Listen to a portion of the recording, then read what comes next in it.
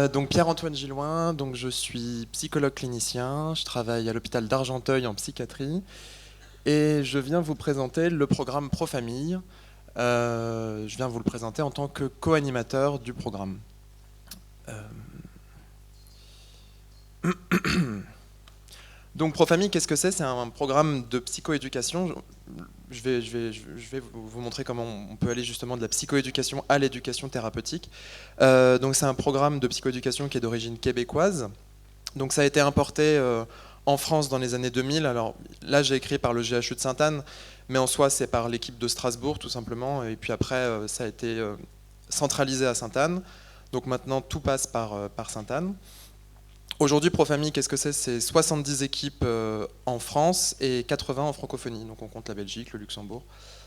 Alors Profamille, qu'est-ce que c'est? Donc concrètement, c'est un programme de psychoéducation pour les proches, enfin pour les personnes qui ont un proche qui souffre de schizophrénie. Donc ça concerne les parents, les frères et sœurs, les tantes, les oncles, les grands-parents. Dans certains cas, on peut aller sur des relations plus proches auxquelles on ne penserait pas d'habitude, les colocataires par exemple, quand c'est des situations qui peuvent durer. Quelle forme ça a? En fait, ça prend la forme de 14 séances de 4 heures, donc c'est assez chargé, et souvent ça se passe le soir. Et ensuite, on propose un module 2 pour approfondissement qui dure un petit peu moins longtemps.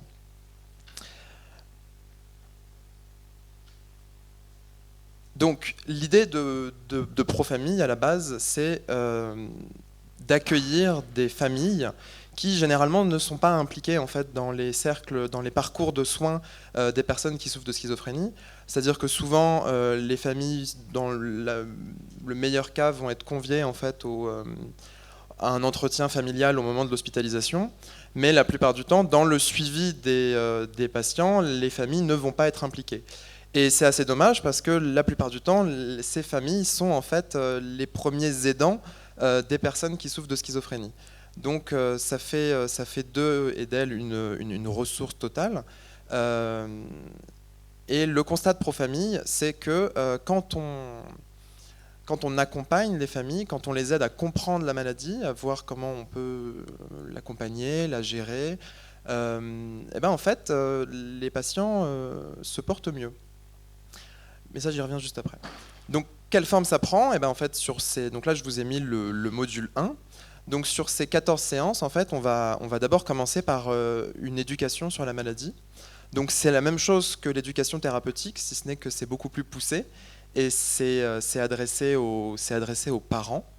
Donc, concrètement, on commence par déconstruire complètement les mythes qui sont souvent très présents sur la schizophrénie. Donc on distingue la schizophrénie de pathologie de personnalité dissociative que le cinéma a beaucoup véhiculé. On éduque sur les différentes pistes qu'on a sur la schizophrénie, puisque pour rappel, aujourd'hui, on ne sait toujours pas quelle est l'origine réelle de la schizophrénie. L'hypothèse, c'est que ce serait une fragilité génétique qui serait présente depuis la naissance, voire depuis l'embryogenèse, et que un jour, généralement, on parle de la période jeune adulte, puis un jour, suite à un événement, un stresseur, ça déclenche cette fragilité et ça entraîne une décompensation qui active la maladie. En gardant à l'esprit qu'on ne guérit pas de la schizophrénie. C'est une pathologie chronique qu'on peut stabiliser. On peut parler de rémission quand les traitements permettent de stabiliser la maladie et qu'il n'y a plus de symptômes. Mais on ne guérit pas de la maladie, c'est-à-dire qu'à tout âge, on peut redécompenser et être réhospitalisé. Donc c'est souvent une pathologie qui est très désespérante pour les familles, et notamment parce qu'elles sont souvent mal informées et mal impliquées dans les parcours de soins. Alors pourquoi est-ce qu'elles sont mal impliquées dans les parcours de soins? Je voulais le dire juste avant, mais c'est aussi parce que pendant très longtemps, il y a une idée qui a été véhiculée, c'est l'idée que la schizophrénie était en partie due à la famille. C'est-à-dire qu'un environnement familial qui n'était pas suffisamment aimant, un environnement familial dans lequel on communiquait mal.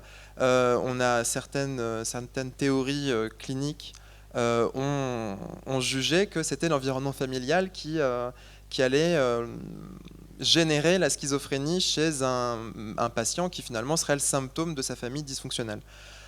Donc forcément, tout ça, ça a été ancré chez les soignants, qui du coup ont beaucoup de mal à impliquer les familles qui sont perçues, quand elles ne sont pas perçues comme malades à cause de l'aspect génétique et parfois héréditaire, en sachant que génétique et héréditaire, c'est pas forcément la même chose. On a du mal à les impliquer, ces parents-là. Donc d'abord on éduque sur la maladie et ensuite on éduque sur les neuroleptiques. Parce que les neuroleptiques, c'est des traitements qui font très peur. Souvent, les parents ont très peur de constater que leurs enfants vont prendre des traitements très lourds à la notice gigantesque toute leur vie. Donc du coup, on éduque sur... il me reste 15 minutes. On éduque sur les neuroleptiques.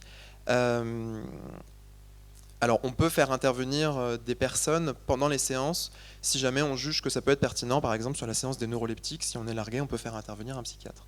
Donc c'est aussi ça la richesse de Profamille, c'est de pouvoir faire intervenir différentes personnes. Ensuite, toujours dans une logique de psychoéducation, qu'est-ce qu'on va faire? On va transmettre aux familles des compétences qui sont des compétences d'habileté relationnelle. C'est les mêmes compétences qu'on peut transmettre, par exemple, dans les groupes le mot m'échappe, c'est pas grave. Donc on va apprendre aux familles à communiquer avec le malade.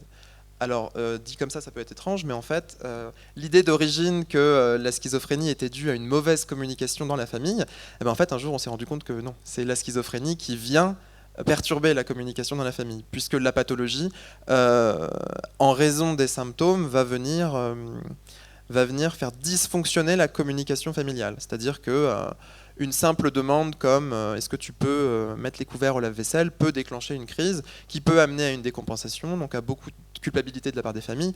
Donc du coup, la communication est toujours très difficile à gérer dans un foyer où il y a une personne qui souffre de schizophrénie, puisqu'il y a toujours cette peur de la part des familles qu'il y ait une décompensation si on demande quelque chose qui se passe mal.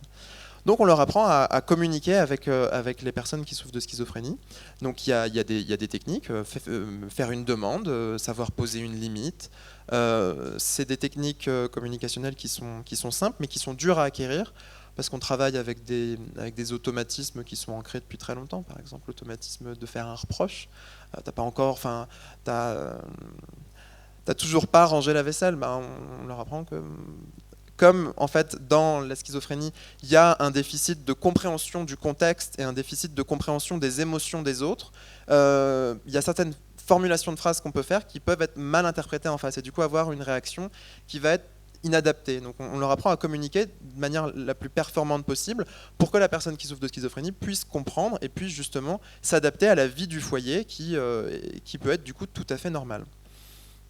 Et ensuite, c'est là où Profamille prend un virage qui est complètement différent. C'est qu'à partir de la séance 10, on commence un tout autre travail. Pourquoi? Parce que le constat des équipes de Profamille à l'époque, dans les années 2000, quand ils avaient juste fait un programme de psychoéducation, c'est la psychoéducation, c'est super, les familles apprennent plein de choses, elles apprennent à communiquer avec le malade, elles comprennent mieux la maladie, mais elles n'arrivent pas à mettre en place tous les apprentissages qu'elles ont faits. Alors on s'est posé la question, enfin ils se sont posé la question de pourquoi. Et en fait, ce qui est ressorti, c'est qu'il y a énormément de familles qui sont en fait en dépression. Pourquoi? Parce qu'accompagner une personne qui souffre de schizophrénie pendant des années, ça fait souffrir psychiquement parce qu'il y a des idées de culpabilité. Il y a très souvent l'idée que c'est à cause d'eux que leur enfant est malade. Toutes ces idées véhiculées vont souvent conduire à une humeur dépressive qui vont pas... c'est souvent des personnes qui ne vont pas aller vers le soin puisqu'elles vont accompagner leurs proches, donc elles vont se négliger. Donc Profamille un jour a dit très bien, dans ce cas-là on va rajouter des séances à Profamille et en fait on va faire de l'éducation thérapeutique sur l'humeur dépressive ou autre, sans jamais cibler les participants de manière précise. Mais en fait très souvent ce qui se passe, et c'est assez marrant chez les participants, c'est arrivé à la séance 10, mais là on parle plus du tout de schizophrénie en fait. Pourquoi on parle de symptômes dépressifs? Pourquoi on parle de moi? Et en fait, c'est là où l'alliance thérapeutique que je vais introduire juste après est très intéressante. C'est qu'en fait, au cours de ces deux premier module, donc, de ces 2 premières parties, éduquer sur la maladie et développer des habiletés relationnelles, on va tisser un lien avec les familles. C'est-à-dire qu'on va tisser un lien qui peut s'apparenter à de l'alliance thérapeutique. C'est-à-dire qu'ils vont nous faire confiance. Pour la première fois, souvent, ils vont changer leur regard sur les soignants, puisque c'est co-animé par des soignants. Donc ils vont se rendre compte qu'on peut être fiable, qu'on peut communiquer avec eux, qu'on reste là, que dans le temps, on est présent, on est disponible. Et en fait, cette alliance-là, cette confiance qui s'installe au fur et à mesure dans le programme, puisqu'aussi les apprentissages qu'ils ont commencé à faire au fur et à mesure, vont porter leurs fruits. Donc quand on arrive à la 10e séance, très souvent, en fait, on a une relation de confiance qui est très forte avec les participants. Et du coup, on peut commencer à finalement les amener à se pencher sur eux-mêmes. Et donc concrètement, qu'est-ce qu'on va faire? On va faire de la TCC avec eux, mais en groupe. Donc on va en fait leur apprendre à gérer leurs émotions, à identifier leurs pensées qui peuvent être dysfonctionnelles et qui peuvent générer de la souffrance, et à accompagner leur comportement pour justement diminuer le taux de souffrance et pouvoir du coup mieux accompagner le proche malade, parce que quand on souffre moins, c'est plus facile d'accompagner et de mettre en place les choses qu'on a pu apprendre. Donc ça, souvent, c'est une étape qui est difficile pour les participants, mais quand ils prennent le coche, c'est d'une richesse totale, puisqu'en fait, ils se rendent compte très vite qu'ils vont beaucoup mieux, et ça va très très vite en fait, et ensuite on peut passer du coup à la dernière étape, que sont les 2 dernières séances, à savoir développer ses ressources, donc apprendre justement à maintenir les apprentissages, à maintenir les choses qu'ils ont pu apprendre pendant le programme, parce qu'on apprend énormément de choses, c'est des séances de 4 heures, ils ressortent avec des polycopiés de résumés énormes comme ça. Donc il faut aussi laisser le temps aux apprentissages et finalement voir comment est-ce que dans le temps ils pourront les maintenir sans se laisser reprendre par le pilote automatique de à nouveau fonctionner comme avant. Donc pourquoi est-ce que je vous parle de Profamille aujourd'hui dans ce colloque d'éducation thérapeutique et d'alliance thérapeutique? C'est que, alors il y avait cette stat, donc pour info, Profamille c'est un programme gratuit. Pourquoi il est gratuit? Parce qu'en fait on a besoin de le vérifier d'un point de vue statistique, d'un point de vue scientifique. Donc du coup, tous nos participants sont évalués sur leurs capacités, sur leurs apprentissages, sur leur humeur du début à la fin, ce qui nous permet d'avoir des statistiques. On évalue aussi la santé du proche qu'ils accompagnent. Et en fait, ça nous permet d'avoir du coup des résultats qui nous permettent d'avoir des financements, notamment des financements de l'ARS ou autres. Donc c'est des évaluations qui sont systématiques. Plus de 50% des participants qui à la base sont déprimés vont normaliser leur humeur à la fin du programme, et c'est une normalisation qui perdure. Le taux de rechute du proche qu'ils accompagnent est en moyenne 2 fois plus faible, et il y a 2 fois moins de tentatives de suicide après qu'un proche ait commencé Profamille. Et je vous ai mis derrière la petite étude qui le confirme. Alors, au niveau de l'alliance thérapeutique, comment est-ce qu'on la crée? Comment est-ce qu'on la renforce avec ces familles? Alors, il y a plusieurs choses. Déjà, je l'ai abordé tout à l'heure, c'est cette confiance qui va se créer avec les soignants, donc avec moi et ma co-animatrice, qui, au fur et à mesure des séances, va permettre de changer souvent le regard sur le soignant. Souvent, il y a un vécu difficile des hospitalisations, où parfois il y a pu y avoir des interactions avec des soignants qui, pris dans leur travail dans les services d'intra, ce qui est tout à fait entendable parce qu'on est tout le temps dans des situations d'urgence, n'ont pas forcément de temps à consacrer aux familles. Et souvent, du coup, il y a des a priori sur les soignants qui seraient maltraitants, qui ne seraient pas aidants. Donc en fait, en leur accordant ce temps, on va déjà d'une part changer ce regard sur le soignant. Ça, c'est pas moi qui le dis, c'est eux qui me l'ont amené quand je leur ai dit que j'allais présenter Profamille à ce colloque. Donc ça, c'est eux qui l'ont amené. Ensuite, il y a quelque chose que nous, on utilise beaucoup pour les faire adhérer à Profamille, c'est l'alliance entre eux-mêmes. Pourquoi? Parce qu'en fait, souvent, les personnes qui accompagnent des personnes qui souffrent de schizophrénie sont complètement isolées socialement. Pourquoi? Parce qu'il y a des stéréotypes. Et c'est socialement très dur de dire à un café avec ses amis ah bah oui, mon fils souffre de schizophrénie. Pourquoi? Parce qu'il y a plein d'idées derrière, on a peur de se faire juger, les gens ne sont pas informés, on est fatigué d'expliquer, et du coup souvent c'est des gens qui se retrouvent isolés socialement, donc qui du coup n'ont plus de lien, donc n'ont plus de soutien émotionnel. Et là ils se retrouvent dans un groupe qui n'est pas un groupe de parole, je précise, c'est pas un groupe de parole, c'est un groupe de travail. Et ils se retrouvent ensemble, et il y a des choses toutes bêtes, on fait un groupe WhatsApp. Et ils font un groupe WhatsApp et on fait une pause de 15 minutes sur les 4 heures. Et pendant les 15 minutes, ils doivent tous amener quelque chose qu'ils ont fait entre les séances pour qu'on dîne. Et toutes ces petites choses, ça va complètement renforcer le lien entre les participants. Ils vont se rendre compte qu'en fait, ils ne sont pas seuls. Quand parfois, ils vont partager des expériences émotionnelles avec leurs proches, ils vont se rendre compte qu'il y a des situations qui sont très similaires, qui ne sont pas les seuls, qui ne sont pas isolés. Du coup, ça va commencer à changer leur regard sur la maladie et sur leur rapport à la maladie. Donc il y a aussi une alliance qui se crée entre les participants eux-mêmes et qui va permettre de renforcer l'adhésion au programme. Et ensuite, il y a une utilisation massive des renforcements positifs. Concrètement, on les valorise constamment pour diminuer le taux d'humeur dépressive. J'ai oublié de détailler comment ça se passe une séance. Une séance, concrètement, ils ont des exercices à faire entre chaque séance. Donc on commence une séance par la correction des exercices. Ensuite, généralement, on fait un premier apprentissage. Puis on fait un jeu de rôle sur ce premier apprentissage pour faire une mise en pratique. Puis on fait une pause. Puis on fait un deuxième apprentissage qui va être théorique. Un autre jeu de rôle. Ensuite, on fait un débrief, un résumé, parce que d'un point de vue cognitif, quand on fait un résumé, les apprentissages sont beaucoup mieux ancrés. Et ensuite, on leur donne le résumé de séance, les exercices pour la prochaine fois, et ils rentrent chez eux, et généralement, c'est tous les 15 jours. Donc les renforcements positifs, ils se situent sur quoi ? C'est comme en thérapie individuelle. En thérapie individuelle, le thérapeute fait des renforcements positifs sur les progrès du patient. Là, c'est la même chose. On va renforcer le fait de venir quand il n'y a rien qui est fait. On va renforcer le fait qu'ils aient réussi à faire les exercices quand ils ont réussi à les faire. On va renforcer les progrès qu'ils font quand ils arrivent à mettre en place les apprentissages. Et ensuite, c'est l'observation empirique de l'efficacité des apprentissages, c'est-à-dire que sur le terrain, au sein de leur famille, petit à petit, alors que quand on leur apprend à communiquer, par exemple, quand on leur apprend à faire un reproche, leur première réaction, c'est pas du tout naturel comme façon de communiquer, j'arriverai jamais à communiquer comme ça, vous me faites communiquer comme un robot. Et en fait, ils le mettent en place, à table souvent, et puis ils reviennent, et puis ils disent c'est impressionnant, c'est la première fois qu'on a une discussion sans qu'on se crie dessus.